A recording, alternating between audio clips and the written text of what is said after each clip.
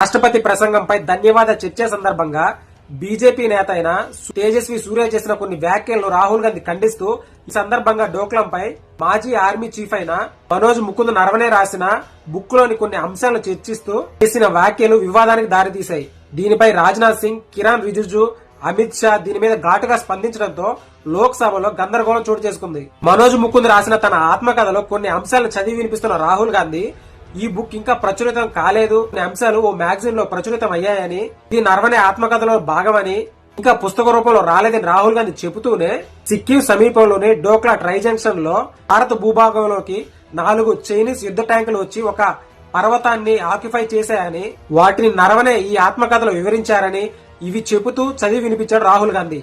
రాహుల్ గాంధీ ఇంకా మాట్లాడుతుండగా రాజ్నాథ్ సింగ్, అమిత్ షా అడ్డుకొని రాహుల్ గాంధీ మాట్లాడుతున్న మాటలు ఇవి వాస్తవం కాదని, వీటిని ఖండిస్తున్నామని చెప్పారు.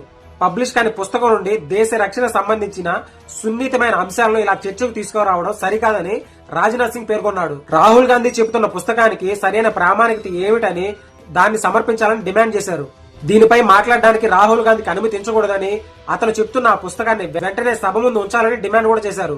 అదే సమయంలో కలగజేసుకున్న అమిత్ షా రాహుల్ గాంధీని ఈ పుస్తకం ప్రచురితం అయ్యిందా అని అడగ్గా రాహుల్ గాంధీ కాలేదు అని సమాధానం ఇచ్చారు. దీంతో ఈ వివాదం సభలో మరింత చర్చకు దారితీసింది. రాహుల్ గాంధీకి మద్దతుగా అఖిలేష్ యాదవ్ నిలిచారు. చైనా అంశం సున్నితమైనదని, దాని గురించి ప్రతిపక్ష నాయకుడు లోక్ సభలో ప్రస్తావించాలని ఆయన కోరాడు. రామ్ మనోహర్ లోహియా, నేతాజీ సుభాష్ చంద్రబోస్, జార్జ్ ఫెర్నాండస్ వంటి వారు ముందుగానే హెచ్చరించారని అఖిలేష్ యాదవ్ పేర్కొన్నాడు.